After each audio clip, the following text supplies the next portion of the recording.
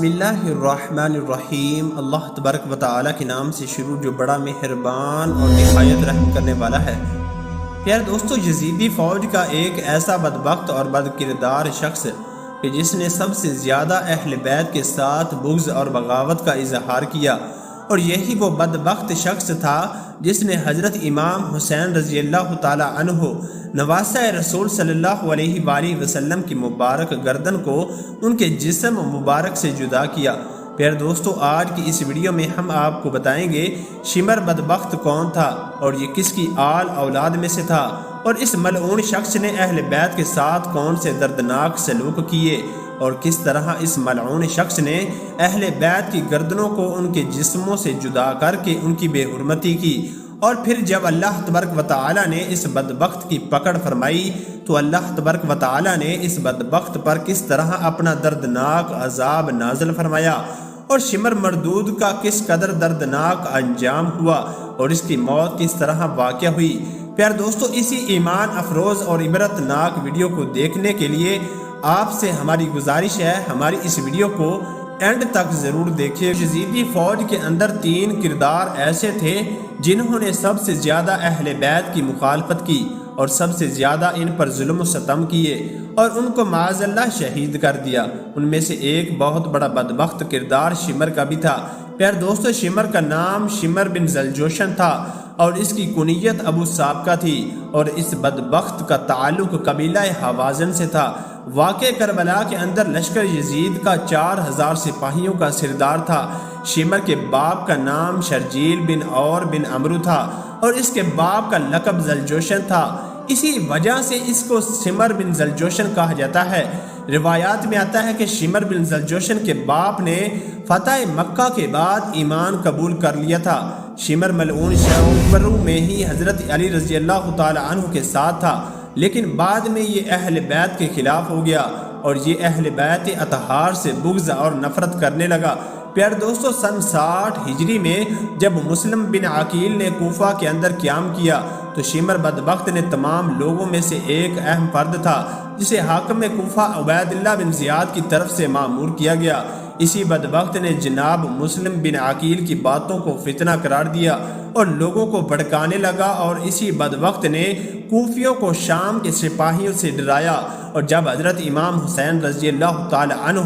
اپنے لشکر کو لے کر کوفہ کی طرف پہنچے تو اس وقت کوفہ کے کمانڈر حضرت امام حسین رضی اللہ تعالی عنہ کے لشکر کے ساتھ کسی قسم کی کوئی جنگ نہیں چاہتے تھے، لیکن اس وقت شمر بدبخت نے ہی حضرت امام حسین رضی اللہ تعالی عنہ کے ساتھ جنگ لڑنے کے لیے تمام لوگوں کو ابھارا اور حضرت امام حسین رضی اللہ تعالی عنہ کے لشکر کے خلاف بغاوت کرنے لگا۔ پیارے دوستو، روایات میں آتا ہے کہ جب کوفہ کے لشکر کے کمانڈر عمر بن سعد نے حاکم کوفہ کو ایک خط لکھا، حضرت امام حسین رضی اللہ تعالی عنہ اس بات پر آمادہ ہو گئے ہیں یا تو وہ واپس چلے جائیں یا پھر ان کی بیعت کی جائے۔ چنانچہ اس کو پڑھنے کے بعد حاکم کوفہ نے مشورہ کیا کہ اس بات کو قبول کر لیا جائے، لیکن جیسے ہی شمر ملعون کو اس خط کے بارے میں علم ہوا تو شمر ملعون نے اس بات کو قبول کرنے سے فوراً منع کر دیا۔ اس وقت شمر ملعون نے اہل بیت کے خلاف اپنے بغض کا اظہار کرتے ہوئے بولا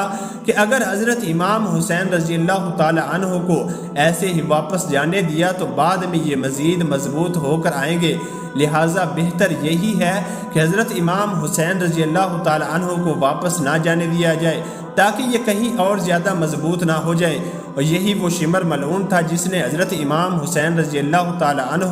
اور اہل بیت اطہار کو قتل کرنے کا مشورہ دیا۔ اس طرح شمر ملعون کا یہ مشورہ عبید اللہ بن زیاد نے قبول کر لیا اور اس کو 4000 سپاہیوں کے ساتھ حاکم مقرر کر دیا۔ اس کے بعد کربلا کی طرف حضرت امام حسین رضی اللہ تعالی عنہ کے نام ایک خط لکھا گیا جس کے اندر یہ تحریر تھا کہ یا تو حضرت امام حسین رضی اللہ تعالی عنہ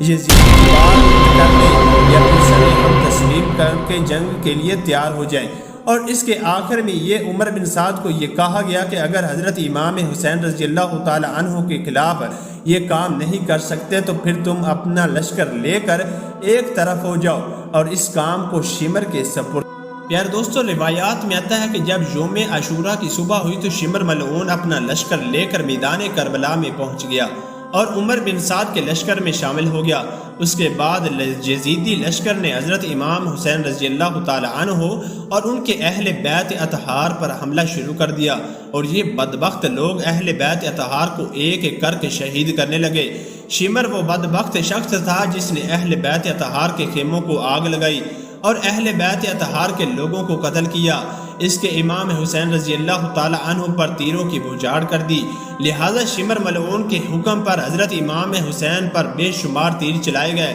جس سے آپ کا جسم مبارک زخمی ہو گیا۔ اس کے بعد حضرت امام حسین رضی اللہ تعالی عنہ کو شہید کر دیا گیا، اور روایات میں آتا ہے کہ وہ شمر ملعون ہی تھا جو حضرت امام حسین رضی اللہ تعالی عنہ کے سینے مبارک پر بیٹھا اور ان کے سر مبارک کو جسم سے جدا کیا۔ روایات میں آتا ہے کہ واقعہ کربلا کے بعد شمر بدبخت نے 12 شہدائے کے سروں کو اٹھایا اور ان سروں کو لے کر ابن زیاد کی طرف چلا گیا۔ پھر دوستو اس طرح واقعہ کربلا کے اندر شمر نے سب سے زیادہ بدترین کردار نبھایا۔